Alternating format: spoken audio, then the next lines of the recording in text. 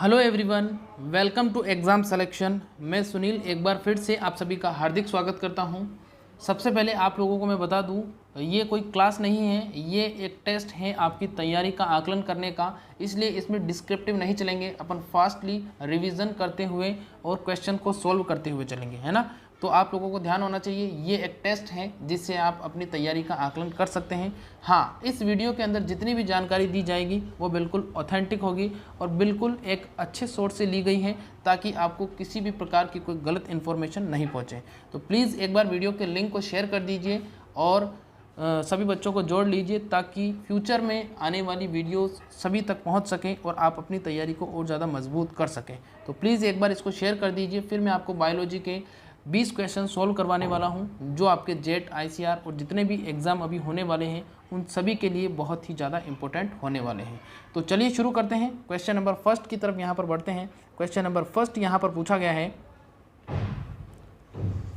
एक कोशिकीय जीवों का अध्ययन सर्वप्रथम किस वैज्ञानिक ने किया था। देखिए यहाँ पर सबसे पहले मैं कुछ इजी क्वेश्चंस आपको सोल्व करवाऊंगा, फिर धीरे धीरे अपन स्तर बढ़ाएंगे, है ना। तो क्वेश्चन नंबर फर्स्ट यहाँ पर पूछा गया है, एक कोशिकीय जीवों का अध्ययन सर्वप्रथम किस वैज्ञानिक ने किया था। ए है आपका रॉबर्ट हुक, बी है आपका रॉबर्ट ब्राउन, सी है पास्चर और डी है आपका ल्यूवेनहॉक। यहाँ पर आपको जवाब देना है कमेंट बॉक्स में। इसका आंसर क्या होगा, एक कोशिकीय जीवों का अध्ययन किसने किया था। सबसे पहले सर्वप्रथम कौन ऐसे वैज्ञानिक थे जिन्होंने किया था। यहाँ पर अगर अपन राइट आंसर की बात करें तो इसका राइट आंसर हो जाएगा ऑप्शन नंबर डी वाला, ल्यूवेनहॉक इसका राइट आंसर हो जाएगा, है ना। फिर आगे अपन बात करते हैं, रॉबर्ट हुक की बात करें तो रॉबर्ट हुक जो है उन्होंने कोशिका की खोज की थी, और रॉबर्ट ब्राउन जो है उन्होंने केंद्रक की खोज की थी। ये आपसे पूछा जा सकता है, ठीक है। पास्चुरीकरण की बात करें तो पास्चर जो है उन्होंने, लुई पास्चर ने पास्चुरीकरण के बारे में बताया था, ठीक है। आगे अपन बात करते हैं, अगला प्रश्न यहाँ पर देखिए क्या है। नेक्स्ट प्रश्न यहाँ पर पूछा गया है, कोशिका सिद्धांत बहुत बार पूछा जाता है। कोशिका सिद्धांत सर्वप्रथम किसने प्रस्तुत किया था या इन्होंने प्रस्तुत किया था। ऑप्शन नंबर ए है आपका ल्यूवेनहॉक, बी है आपका रॉबर्ट हुक, सी है श्वान व स्लीडेन और डी है आपका प्रिस्टले। आपको जवाब देना है जो सबसे पहले कोशिका सिद्धांत या यूँ कहें कि सेल थ्योरी जो है वो सबसे पहले किसने दी थी। ऑप्शन नंबर ए, बी, सी या डी। सभी बच्चे जुड़ जाइए और शेयर भी कर दीजिए इसको, ताकि सभी बच्चों तक ये क्लास पहुंच सके, है ना। रोजाना अब इसी समय शाम को 9 बजे आपकी क्लास होगी, ठीक से ध्यान रखना है आप लोगों को। यहाँ पर बात करते हैं कोशिका सिद्धांत की, तो कोशिका सिद्धांत जो है वो श्वान और स्लीडेन ने दिया था। ध्यान रखना इंपॉर्टेंट है, पूछा जा सकता है। कोशिका सिद्धांत श्वान और स्लीडेन नामक दो वैज्ञानिक थे, उन्होंने दिया था, ठीक है। बात करते हैं श्वान और स्लीडेन जो है उन्होंने 1839 में संयुक्त रूप से कोशिका सिद्धांत को दिया था, और इन कोशिका सिद्धांत के आधार पर इन्होंने 3 प्रारूप भी शामिल किए थे। उसके बारे में कभी और हम डिस्कस करेंगे, ठीक है। चलिए आगे बात करते हैं। अगला प्रश्न देखिए क्या है यहाँ पर। अगला नेक्स्ट प्रश्न यहाँ पर दिया गया है, अगला क्वेश्चन यहाँ पर दिया गया है, कोशिका सिद्धांत के अपवाद आप लोगों को बताने हैं कि कोशिका सिद्धांत का अपवाद क्या होगा। ऑप्शन नंबर ए है आपका जीवाणु, बी है आपका वायरस, सी है फंजाई और डी है लाइकेंस। जवाब देना है कोशिका सिद्धांत के अपवाद, है ना। यहाँ पर आपको एक्सेप्शन बताने हैं सेल थ्योरी के। ऑप्शन नंबर ए, बी, सी या डी। इसका आंसर क्या होगा, ऑप्शन नंबर ए, बी, सी या डी। कमेंट करके बताना है इसका आंसर क्या होगा, इसका आंसर बताना है। यहाँ पर बात करते हैं तो इसका आंसर हो जाएगा ऑप्शन नंबर बी वाला, इसका राइट आंसर हो जाएगा। वायरस जो है वो क्या माने जाते हैं, वायरस की अगर अपन बात करें तो ये आपके कोशिका सिद्धांत के अपवाद माने जाते हैं, ठीक है। चलिए आगे बात करते हैं। यहाँ पर अगला प्रश्न दिया गया है, नेक्स्ट है कोशिका सिद्धांत। बहुत ही अच्छा प्रश्न है। कोशिका सिद्धांत में संशोधन किसने प्रस्तुत किया था।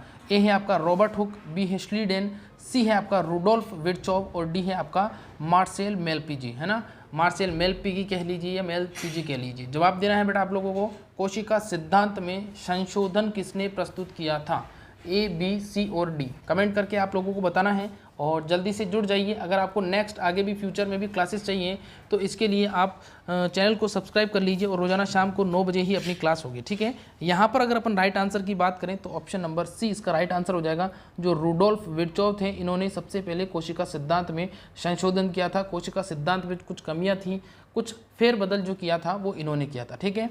फिर आगे हम बात करते हैं। अगला प्रश्न यहाँ पर दिया गया है, नेक्स्ट क्वेश्चन, राइबोसोम का निर्माण। यहाँ पर आप लोगों को जवाब देना है राइबोसोम का निर्माण कहाँ पर होता है। कोशिका के अंदर राइबोसोम का निर्माण आप लोगों को बताना है। राइबोसोम की अगर बात करें तो राइबोसोम 2 प्रकार के होते हैं, 70S और 80S। राइबोसोम को प्रोटीन की निर्माण फैक्ट्री भी बोला जाता है, प्रोटीन का निर्माण करते हैं मुख्य रूप से। ऑप्शन नंबर ए है इसका केंद्रिका, ऑप्शन नंबर बी है आपका कोशिका द्रव, सी है माइटोकॉन्ड्रिया और डी है गोल्जिका। यहाँ पर आपको जवाब देना है राइबोसोम का निर्माण कहाँ पर होता है। ऑप्शन नंबर ए, बी, सी या डी कमेंट करके बताना है राइबोसोम का निर्माण कहाँ पर होता है।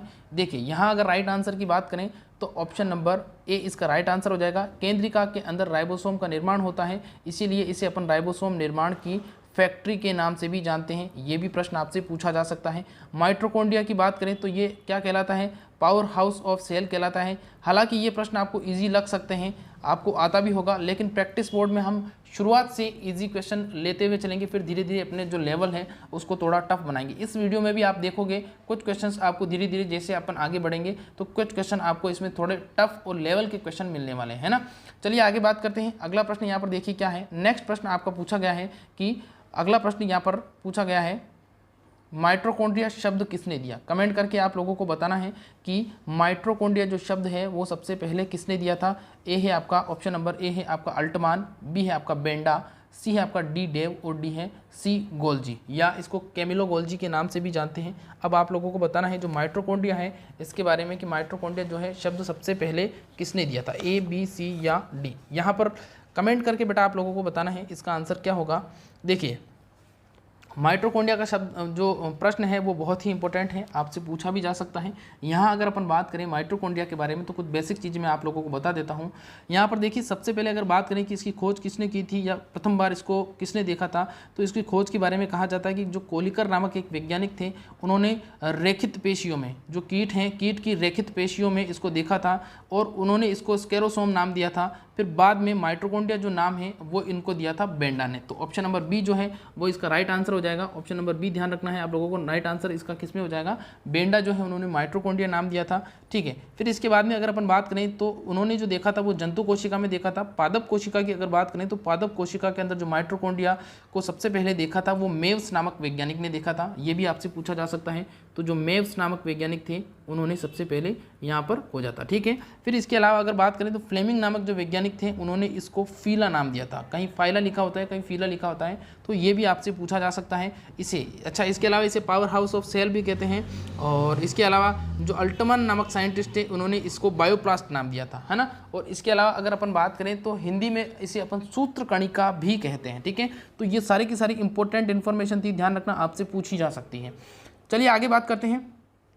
अगला प्रश्न यहाँ पर पूछा गया है कि कोशिका झिल्ली के अध्ययन हेतु सबसे अच्छा पदार्थ, ये सबसे अच्छा ऑब्जेक्ट या सबसे अच्छा जो अपन पदार्थ लेते हैं वो कौन सा हो सकता है। ए है आपका मानव की आरबीसी, ऑप्शन नंबर बी है आपका यकृत कोशिका, सी है आपका वर्क कोशिका और डी है आपका पेशीय कोशिका।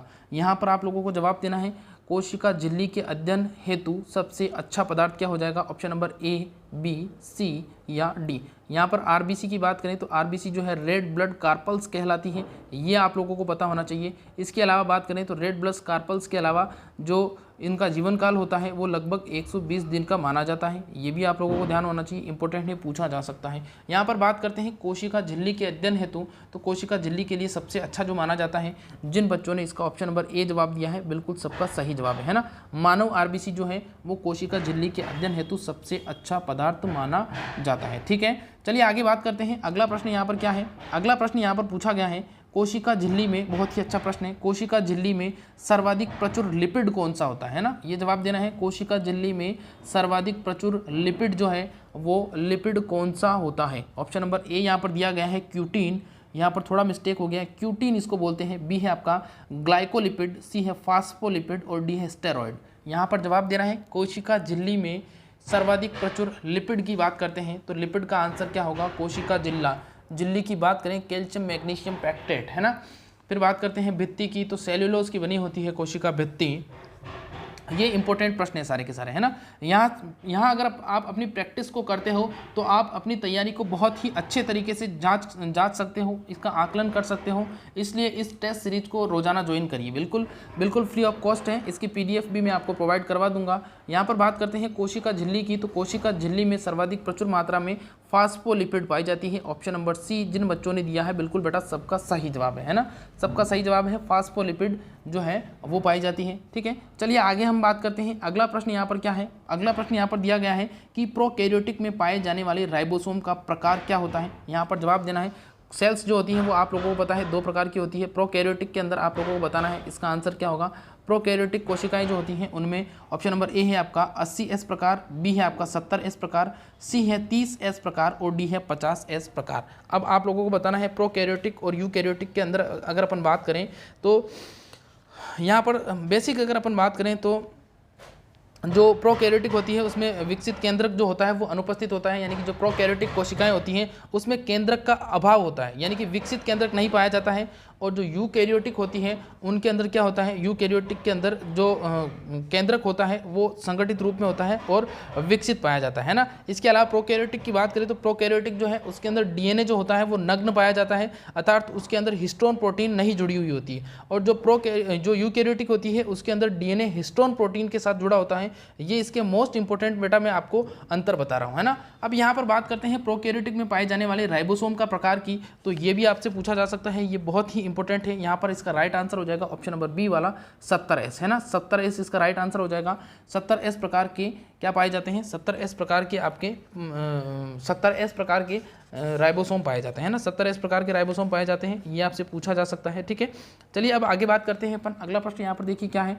अगला प्रश्न यहाँ पर दिया गया है कि निम्न में से, बहुत ही अच्छा प्रश्न है, निम्न में से कौन सा कार्य गोल्जिकाय का नहीं है। अब यहाँ पर ध्यान देना है कि जब आप प्रश्न को पढ़ते हो तो वहाँ है पूछा है या नहीं है पूछा है, जवाब देना है। तो निम्न में से कौन सा कार्य गोल्जिकाय का नहीं है, इसका जवाब देना है। ऑप्शन नंबर ए है आपका स्त्रवण करना, बी है आपका झिल्ली का रूपांतरण करना, सी है आपका प्रोटीन संश्लेषण और डी है ग्लाइकोप्रोटीन में ग्लाइकोलिपिड का संश्लेषण करना। गोल्जिकाय के बारे में बात करें तो कैमिलो गोल्जी जो है इन्होंने सर्वप्रथम इसके बारे में बताया था, तो ये भी आपसे पूछा जा सकता है गोल्जिकाय के बारे में। गोल्जिकाय कोशिकांग होता है एक, ठीक है, और इसकी खोज या इसके बारे में बताने का जो श्रेय है वो सबसे पहले अगर बात करें तो वो सबसे पहले कैमिलो गोल्जी नामक जो वैज्ञानिक थे उन्होंने इसको सबसे पहले बताया था, ठीक है। आगे बात समझ में, ये प्रश्न भी आपके पूछा जा सकता है। हालांकि कुछ प्रश्न जो अभी मैं बता रहा हूँ वो थोड़ा आपको ईजी लग सकते हैं, लेकिन आपके लिए बहुत ही इंपॉर्टेंट होने वाले। कैमिलो गोल्जी ने 1898 में सबसे पहले सर्वप्रथम जो दिखाया था, इनको बताया था, इसके बारे में बताया था, और इसे अपन गोल्गी बॉडी भी बोलते हैं। और इसके अलावा अगर बात करें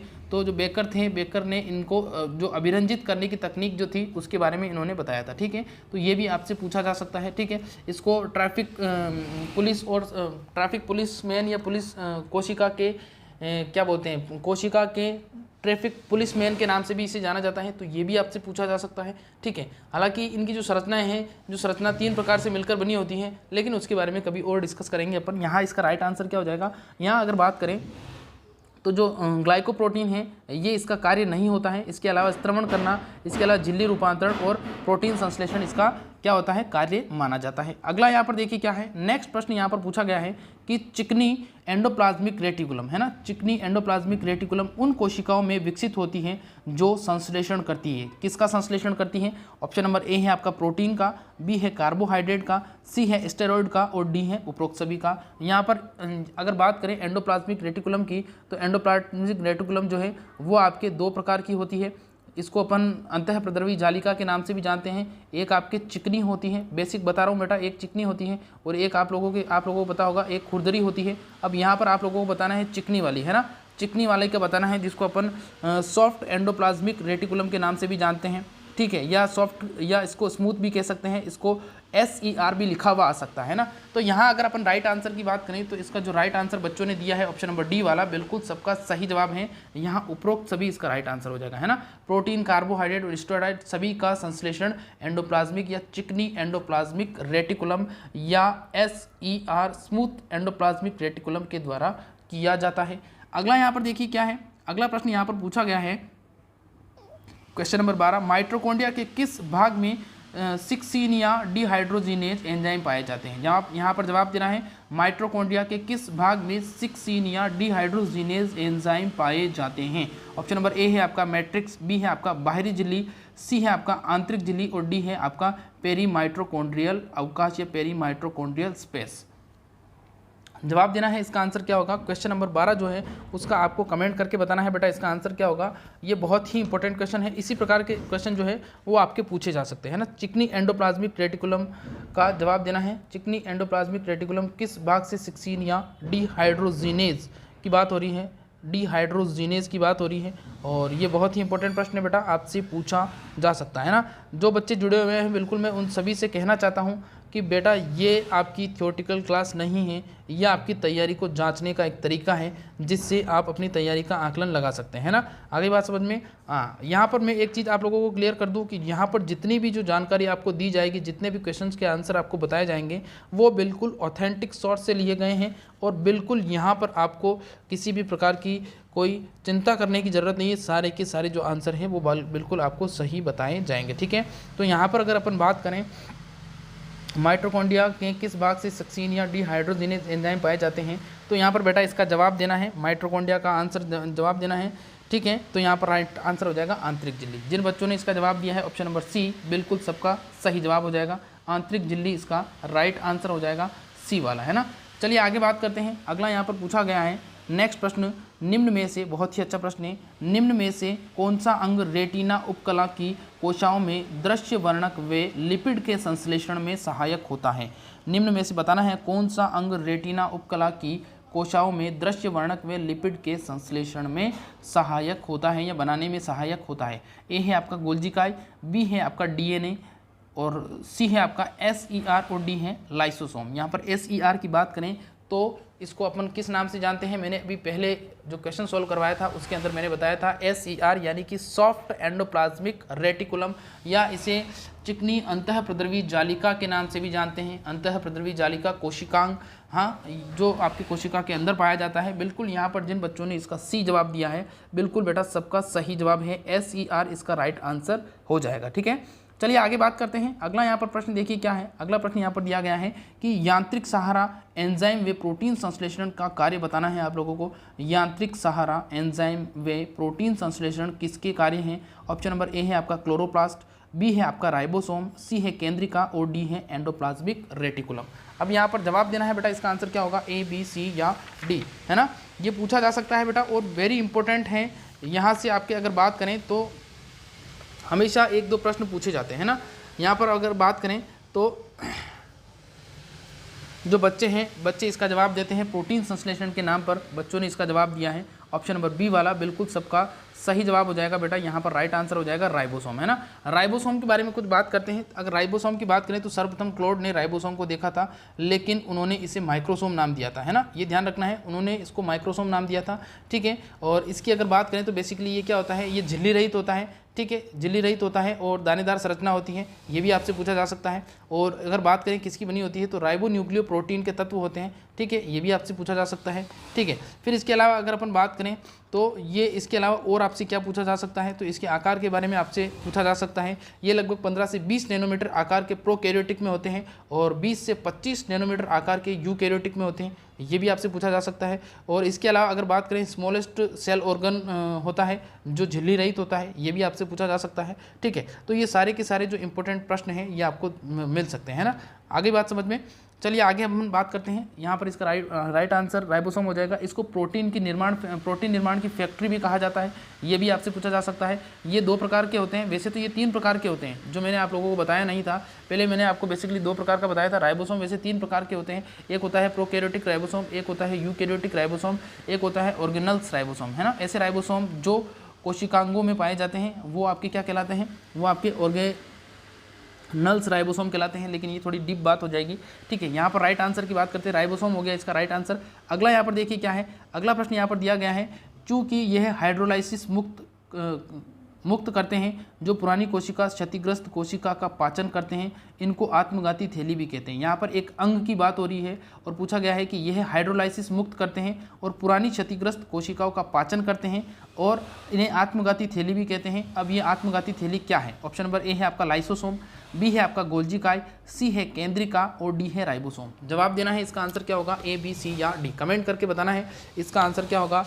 ऑप्शन नंबर ए है आपका लाइसोसोम, बी है आपका गोल्जी काय, सी है आपका यहाँ पर दिया गया है केंद्रिका और डी है आपका राइबोसोम, है ना। यहाँ पर बात करते हैं अपन, तो राइबोसोम जो है इसका लाइसोसोम जो है इसका राइट आंसर हो जाएगा। लाइसोसोम जो है इसे अपन बात करें तो लाइसोसोम जो है इसके बारे में कहा जाता है कि ये आत्मघाती थैली है। ऑप्शन नंबर ए इसका राइट आंसर हो जाएगा।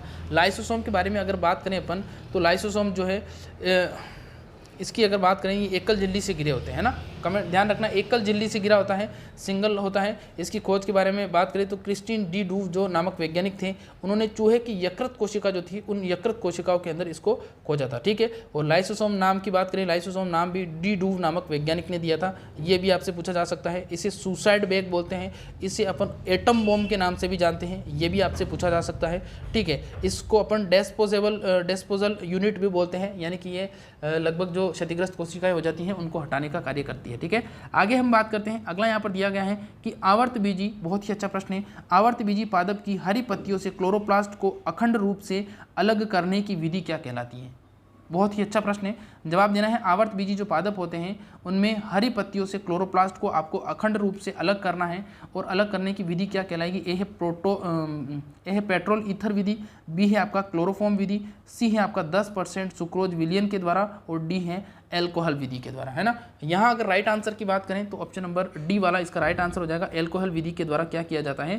क्लोरोप्लास्ट को अलग किया जाता है, ठीक है। आगे हम बात करते हैं, अगला यहाँ पर प्रश्न दिया गया है, एकल झिल्ली से आवृत अंग बताना है, या ऐसा कौन सा अंग है जिस पर एकल झिल्ली होती है ना। ध्यान रखना है, जिस पर क्या होती है? एकल झिल्ली होती है। इसका जवाब आप लोगों को देना है। ऑप्शन नंबर ए है आपका स्पेरोसोम, बी है आपका लाइसोसोम, सी है ग्लाइऑक्सिसोम, और डी है आपका उपरोक्त सभी। एकल झिल्ली यहाँ पर बताना है सिंगल मेम्ब्रेन, है ना, सिंगल मेम्ब्रेन की बात हो रही है यहाँ पर। और जो बच्चे जुड़े हुए, फिर से कह देता हूँ, ये अपनी तैयारी को आकलन करने का और सुपरफास्ट रिवीजन है, ताकि अपनी तैयारी का आकलन कर सको। और इसके अलावा अगर हम बात करें तो यहाँ पर जो ऑथेंटिक इंपॉर्टेंट क्वेश्चंस आपको बताए जा रहे हैं, जो आपके एग्जाम में भी क्या होंगे, बहुत ही ज़्यादा इंपॉर्टेंट होंगे और काम आने वाले होंगे, ठीक है। यहाँ पर इसका राइट आंसर की बात करें तो ये सारे के सारे जो अंग हैं, ये सारे के सारे क्या हो जाएंगे? एकल झिल्ली यानी सिंगल मेम्ब्रेन से कवर्ड होते हैं। स्पेरोसोम हो जाएगा, लाइसोसोम हो जाएगा, ग्लाइऑक्सिसोम हो जाएगा। इसके अलावा बात करें उपरोक्त सभी, राइट आंसर हो जाएगा इसका, ठीक है। चलिए आगे बात करते हैं। अगला यहाँ पर प्रश्न दिया गया है, लाइसोसोम जो है, लाइसोसोम इसके रिजर्वायर्स होते हैं। रिजर्वायर्स का मतलब अगर मैं बात करूँ तो रिजर्वायर्स का मतलब सीधा सीधा हो जाएगा भंडार गृह के बारे में। यहाँ पर बात हो रही है कि भंडार गृह या सबसे ज़्यादा मात्रा में कहाँ पर पाए जाते हैं ना, तो भंडार गृह भी इसको बोल सकते हैं अपन। तो ऑप्शन नंबर ए है जल विभाजक एंजाइम, बी है आपका डीएनए, सी है आपका आरएनए, और डी है आपका राइबोसोम। यहाँ पर जवाब देना है लाइसोसोम जो है वो किसके रिजर्वायर या भंडार गृह होते हैं। लाइसोसोम जो है उसके अंदर क्या पाया जाता है, ये आप लोगों को जवाब देना है। हालांकि अगर अपन बात करें लाइसोसोम जो है उसके अंदर वैसे तो कोशिका को पचाने वाले कुछ कोशिकांग वगैरह भी पाए जाते हैं, कुछ कोशिका को पचाने वाले कुछ अम्ल भी पाए जाते हैं, लेकिन यहाँ पर जल विभाजक जो है इसका राइट आंसर हो जाएगा। ऑप्शन नंबर ए जिन बच्चों ने जवाब दिया है, बिल्कुल बेटा सबका सही जवाब है, ठीक है, सबका सही जवाब हो जाएगा। इसके अलावा अगर अपन बात करें तो जो लाइसोसोम होता है उसमें लगभग 40 प्रकार के अम्लीय हाइड्रोजलेज एंजाइम पाए जाते हैं। ये भी आपसे पूछा जा सकता है, लगभग 40 प्रकार के पाए जाते हैं बेटा, ये ध्यान रखना, कितने प्रकार के? 40 प्रकार के पाए जाते हैं, ठीक है। चलिए आगे बात करते हैं। अगला यहाँ पर प्रश्न जो है वो पूछा गया है कि दलपत्र, बहुत ही अच्छा प्रश्न है, यहाँ पर पूछा गया है कि दलपत्रों का चमकदार रंग किसके कारण होता है? दलपत्रों का चमकदार बताना है रंग किसके कारण होता है? ए है क्लोरोप्लास्ट, बी है एंथोसाइनिन, सी है क्रोमोप्लास्ट, और डी है ल्यूकोप्लास्ट, है ना। जवाब देना है दल पत्रों का चमकदार रंग किसके कारण होता है? दल पत्रों की बात करते हैं अपन, दल पत्रों का चमकदार रंग किसके कारण होता है? तो यहाँ पर जो बच्चे इसका आंसर देते हैं ऑप्शन नंबर बी वाला यानी कि एंथोसाइनिन, बिल्कुल सबका सही आंसर हो जाएगा। दल पत्रों का चमकदार रंग एंथोसाइनिन के कारण होता है, ठीक है, इंपॉर्टेंट है, आपसे पूछा जा सकता है, ठीक है। चलिए आगे बात करते हैं। अगला यहाँ पर प्रश्न दिया गया है कि कोशिका झिल्ली, बहुत ही अच्छा प्रश्न है, कोशिका झिल्ली में प्रचुर मात्रा में लिपिड होते हैं, इसका जवाब देना है। ऑप्शन नंबर ए है क्यूटीन, बी है ग्लाइकोलिपिड, सी है फास्फोलिपिड, और डी है स्टेरॉइड। अच्छा, ये प्रश्न जो है आपके रिपीट हो गया है, इसका मैं आपको आंसर करवा चुका हूँ, इसका आंसर हो जाएगा स्टेरॉइड, है ना, ठीक है। आगे आज का जो लास्ट प्रश्न है उसके बारे में डिस्कस करते हैं। आज का प्रश्न दिया गया है कि राइबोसोम जो है वो किसके बने होते हैं, आपको कमेंट करके बताना है। राइबोसोम बने होते हैं, ऑप्शन नंबर ए है आपका केवल आरएनए, केवल प्रोटीन, आरएनए और प्रोटीन, डीएनए, आरएनए और प्रोटीन। यहाँ पर जवाब देना है आप लोगों को, इसका आंसर क्या होगा? राइबोसोम जो है वो किसके बने होते हैं? राइबोसोम के बारे में कमेंट करके बताना है बेटा, इसका आंसर क्या होगा? प्रोटीन की फैक्ट्री कहते हैं, बिल्कुल यहाँ पर सही लिखते हैं। यहाँ पर हाँ बिल्कुल, यहाँ पर सभी लोगों को क्लास अच्छी लग रही होगी। अगर अच्छी लगी हो तो प्लीज़ वीडियो को लाइक, चैनल को सब्सक्राइब करना। इस वीडियो पर अगर अच्छा रिस्पॉन्स आता है तो मैं आपके लिए रोजाना कम से कम 30 क्वेश्चंस लेके आने वाला हूं बायोलॉजी के, है ना। तो इसको शेयर भी करना है आप लोगों को। जिन बच्चों ने इसका जवाब दिया है ऑप्शन नंबर डी वाला, बिल्कुल सबका सही है। तो आज का ये जो बायोलॉजी का टेस्ट नंबर 1 था, ये आपको कैसा लगा कमेंट करके जरूर बताना और इसको अपने दोस्तों के साथ भी शेयर करना। तो इस वीडियो में इतना ही, कल फिर मुलाकात होगी 9 बजे। तब तक के लिए नमस्कार, खुश रहिए, मस्त रहिए, मुस्कुराते रहिए, अपनी तैयारी को आगे बढ़ाते रहिए। Good night.